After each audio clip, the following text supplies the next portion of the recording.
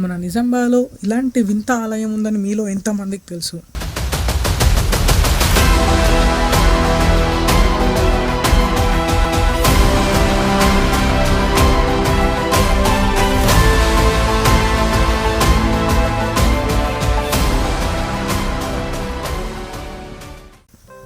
రామాలయం అంటేనే ఎవరెవరు ఉంటారు? రాముడు, సీత, లక్ష్మణుడు, హనుమంతుడు. కానీ ఈ ఆలయంలో మాత్రం రాముడు, సీత, హనుమంతుడు తప్ప లక్ష్మణుడు ఉండడు. ఈ ఆలయం ఎక్కడ ఉందంటే మన ఇందల్వాయిలో ఉంది. నిజామాబాద్ డిస్టిక్లోని ఇందల్వాయి గ్రామంలో ఉంది. ఈ ఆలయంలో రాముడు, సీత దేవి తప్ప హనుమంతుడు, లక్ష్మణుడు ఉండడు. దశావతారాలు ఉంటాయి, అంటే 10 అవతారాలు ఉంటుంది. అమ్మవారు సీతాదేవిని ఎడమ తొడమపై కూర్చోబెట్టుకొని ఉంటాడు. కిందన హనుమంతుడు మాత్రమే ఉంటాడు, కానీ లక్ష్మణుడు మాత్రం ఉండడు. అలాగే ఆలయం చుట్టూ 32 మంది బ్రాహ్మణులు ఇక్కడే ఉండి స్వామివారిని పూజించుకునేవారట. వాళ్ళకు తగ్గట్లు ఇక్కడే ఏర్పాటు చేసిన వసతి గృహాలు కూడా ఉండేవి. అవి ఇప్పుడు కొద్దిగా పాతబడిపోయి మరుగున పడ్డాయి. ఈ ఆలయం వచ్చేసి మన ఇందల్వాయిలో ఉంది. మీరు ఎప్పుడైనా సరే నిజామాబాద్ నుంచి ఇటు వెళ్ళేటప్పుడు ఉంటే ఇందల్వాయిలో చూసుకోండి. హైదరాబాద్ నుంచి వచ్చేవాళ్ళు కానీ ఇటు ఎక్కడికైనా వెళ్ళే వాళ్ళు ఉంటే ఒక్కసారి విజిట్ చేయండి.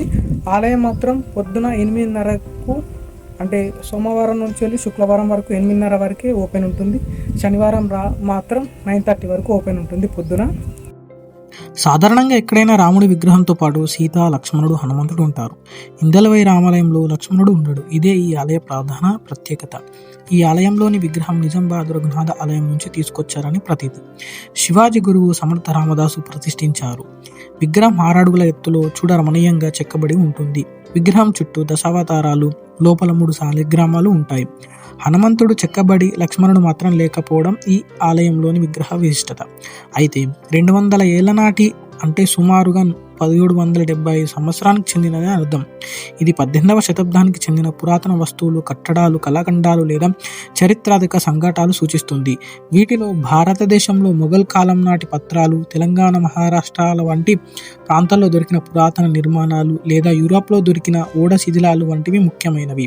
ప్రతి రామాలయంలో కర్కాట లగ్నంలో స్వామివారి కళ్యాణం చేస్తారు. ఇక్కడ మాత్రం రాముని జన్మదిన వేడుకలు నిర్వహిస్తారు.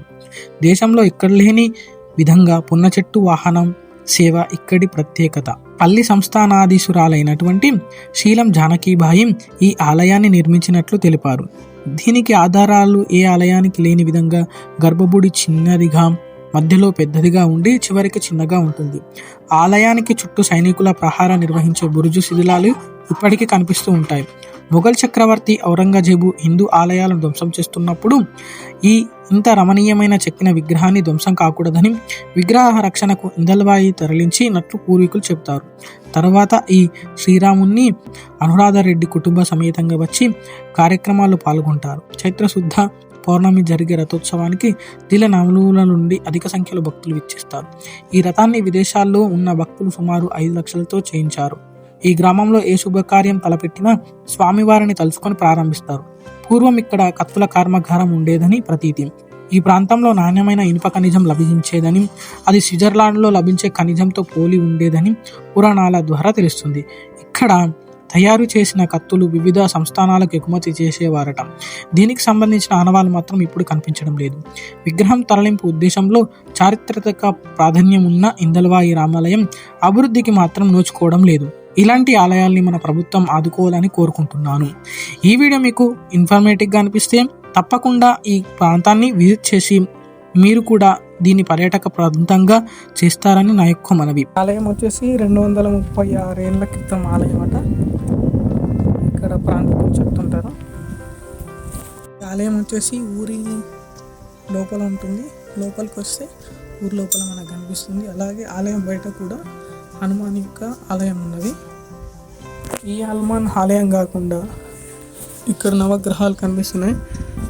ఈ నవగ్రహాలు కాకుండా అక్కడ బయట ఆలయంలో హనుమంతుడు ఉంటాడు. ఇది ఆలయం ఎంట్రన్స్. ఇది ఒక బుర్జులాగా కనిపిస్తూ ఉంటుంది. దీని పక్కన సైడ్కు ఒక బుర్జు ఉంది. ఒక బుర్జు విరిగిపోయింది, అంటే కూలిపోయింది. ఇక్కడ నుంచి వెళ్ళి లోపలికి వెళ్ళాలి. ఈ ఆలయం బుర్జు పక్కనే మనకు రథం కనిపిస్తుంది. అట్లా ఆలయం ముఖద్వారం. ఇది ఆలయం నుంచి లోపలికి వెళ్ళగానే మనకు ఆలయం కనిపిస్తూ ఉంటుంది. చాలా ప్రశాంతంగా ఉంటుంది. అయితే ఆలయంని కొద్దిగా కన్స్ట్రక్షన్ అయితే చేస్తున్నారు. అయితే మన పురాతనమైన ఇటువంటి ఆలయాల్ని మనం కాపాడుకోవడం మన బాధ్యత. అయితే ఇక జాతరలు ఇలా వస్తున్నాయి కదా, చేసుకుంటారు కదా తిరునాళ్ళు గిట్లా, అందుకోసమని రెనోవేషన్ అయితే చేస్తున్నారు. ఈ సైడ్ మొత్తం కూలిపోయింది, దాన్ని మంచి వరండాగా అలా చేసి పెట్టేశారు. ఆలయం చూసుకున్నట్లయితే చాలా పురాతనమైన ఆలయం ఇది. చూడ్డానికి ఎంత ప్రశాంతంగా ఉందో చూడొచ్చు మీరు కూడా. ఈ ఆలయం వచ్చేసి ఊరు లోపల ఉంటుంది. ఊరు లోపల ఉండి చుట్టూలుగా ఆవార గోడ ఇట్లా అన్నీ ఉండే. అయితే ఈ సైడ్ ఉన్నాయన్నీ కూలిపోయినాయి అన్నమాట. అంటే వసతి గృహాలు అనేటివి కూలిపోయినాయి. బ్రాహ్మణులు ఉండేదానికి వసతి గృహాలు ఉండేవి అన్నమాట.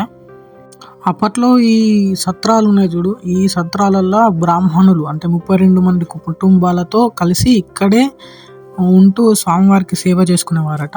అయితే ఇవి ఇక్కడ దాకానే ఉన్నాయి. అక్కడ సైడ్ అంతా రెనోవేషన్ అయితే చాలా ప్రశాంతంగా విశాలంగా ఉంది. ఇక్కడ కూడా సత్రా అంటే మీకు చూపించిన చూడు అక్కడ సైడు సేమ్ అలానే ఉండేది, కానీ కూలిపోవడం వల్ల వీటిని రెనోవేషన్ చేసి మంచిగా ఖాళీ ప్రదేశాన్ని చేశారు. ఇక తిరునాళ్ళు ఇలా వచ్చినప్పుడు ఇది మంచిగా ప్రదేశం పనికొస్తుంది కదా తిరునాళ్ళు జాతర జరిపించుకోవడానికి.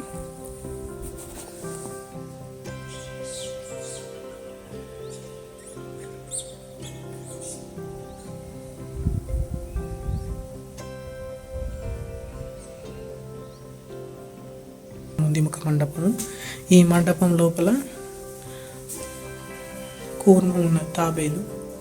ఇక స్వామివారిని చూసుకున్నట్లయితే ఇది మెయిన్ గేటు, ఇక్కడ వరకే మనం చూడొచ్చు, మిగతాది లోపల ఉంటుంది. చూసుకోవచ్చు స్వామివారిని.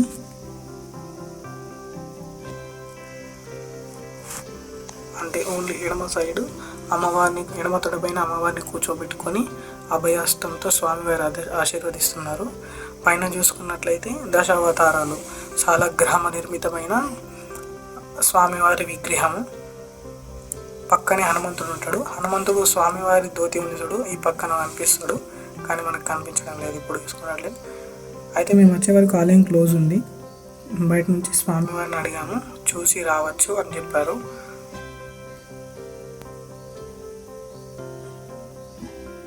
ఆలయ పరిసరాలు చాలా ప్రశాంతంగా ఉన్నాయి. మీరు ఎప్పుడైనా సరే హైదరాబాద్ నుంచి కానీ మన నిజామాబాద్ చుట్టుపక్కల ఎవరన్నా సరే ఇందల్వాయి ఆలయాన్ని ప్రతిరోజు దర్శించుకోవచ్చు. ఆలయం 9 గంటల వరకే ఓపెన్ ఉంటుందట. స్వామివారిని అడిగి చేసాము. ఇక్కడ 19 నంబర్ ఉంటుంది, తెలుసుకోండి. ఆలయం చుట్టూ కూడా చాలా ప్రశాంతమైన వాతావరణము, చాలా పాత టెక్చర్ అనేది ఉన్నది. ఈ వీడియో కనుక మీకు నచ్చినట్లయితే తప్పకుండా లైక్ చేసి 10 మందికి షేర్ చేయండి. మన ఆలయాల అభివృద్ధిలో తోడ్పడండి. అలాగే సబ్స్క్రైబ్ చేసుకోవడం మాత్రం మర్చిపోకండి.